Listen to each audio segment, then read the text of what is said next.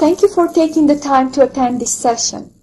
With the new year upon us, I would like to take this opportunity to answer any questions you may have regarding the change requests and the change management process.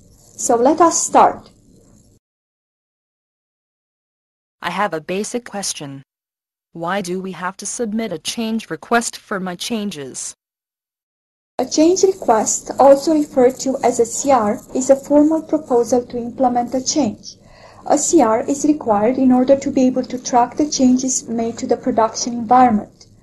A CR also helps ensuring that various impacted groups, including business, are aware of the changes being done.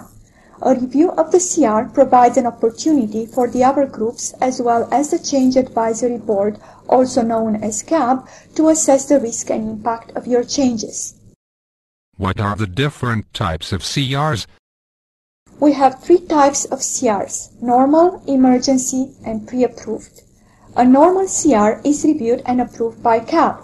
These CRs should not be deployed without the CAB approval. An emergency CR, on the other hand, is used when the deployment is scheduled within the next 72 hours from the submission date and the changes cannot wait for CAB review and approval. These CRs are approved by ECAB. ECAB stands for Emergency CAB Members. Finally, a pre-approved CR type is used for changes that have low impact and low risk. These CRs do not require CAB or ECAB approvals. However, pre-approved CRs do require the completion of the other approvals and tasks in the service now before the changes can be deployed. I hear people mentioning about TAG. What is it? TAG stands for Technical Advisory Group and, as the name suggests, has an advisory role. TAG meets prior to CAB. The TAG members go through the CRs listed on the CAB report and review the CRs from a technical perspective. Only those CRs that have been evaluated by TAG will be presented to CAB for review and approval. When did Change Advisory Board meet to review CRs?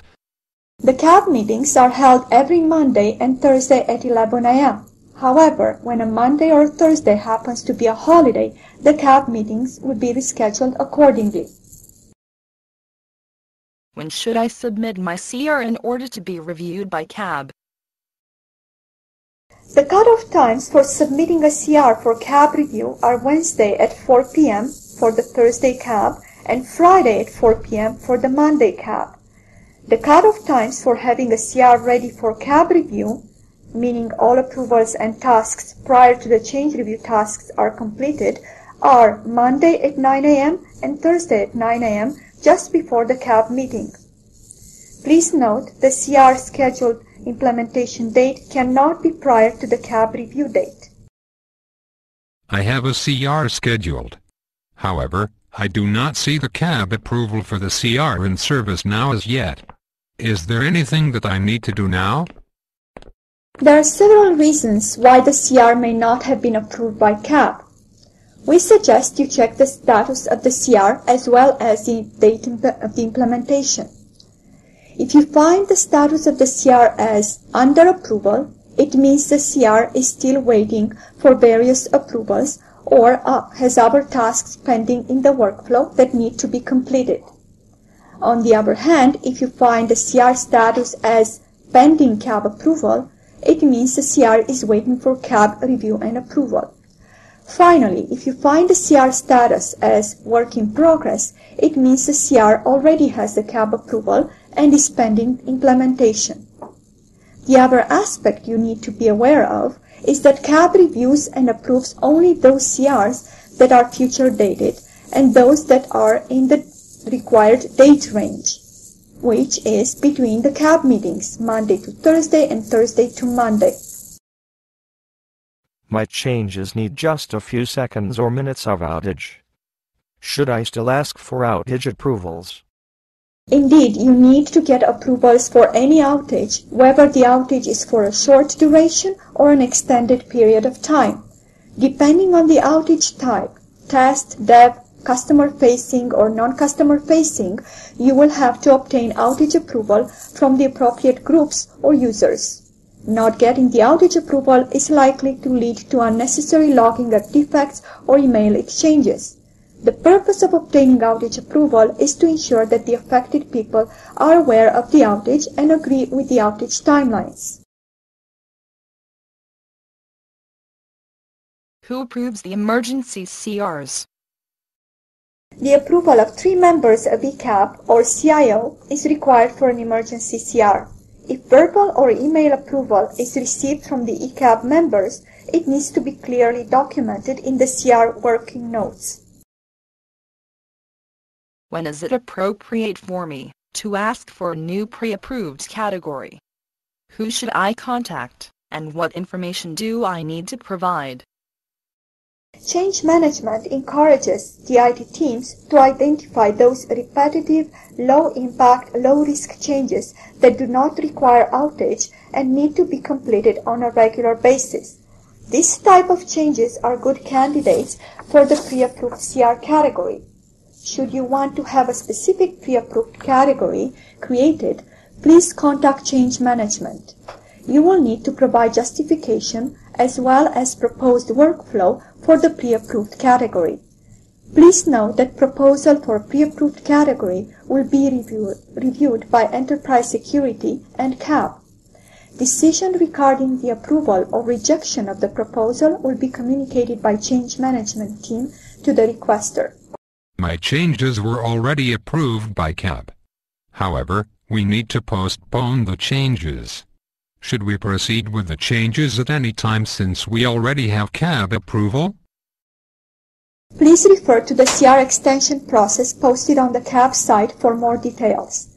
In a nutshell, a change in the implementation date and time requires approval from the manager and category owner. Additionally, if the CR requires an outage, the outage approval needs to be obtained. If the CR needs to be deferred to a date beyond the next CAB date, please do let Change Management know that the CR is to be presented to CAB for reapproval. Note that the CAB approval once received is valid only until the following CAB meeting. My CR was already approved by CAB. However, the implementation completion date and time needs to be extended. Do I need an approval for the extension? Yes, the change requester or implementer needs to obtain approval from the CR category owner and change requester manager for extending the completion time beyond the anticipated change window. The change requester will have to attach email approvals from manager and category owner to the CR for tracking purposes. Additionally, if the CR has an associated outage, change requester or implementer will have to obtain approval from the stakeholders for the extension of the outage window. I have submitted a pre-approved CR. Does this mean I can deploy my changes as soon as I create a CR or pre-approved type? Similar to the normal and emergency CRs, the pre-approved CRs have a preset workflow including various approvals and assessment tasks. Although the pre-approved CRs do not require change review, CAB or ECAB approvals, the implementer may not proceed with the changes if the approvals and assessment tasks prior to the implementation task have not been completed. How do I know if the changes I want to make can be submitted as pre-approved CR? The knowledge base in ServiceNow describes the nature of the changes that can be submitted as pre-approved. Change Management maintains a list of pre-approved CRs categories that have been previously reviewed and approved by Enterprise Security and CAB. I have a CR that is duly approved.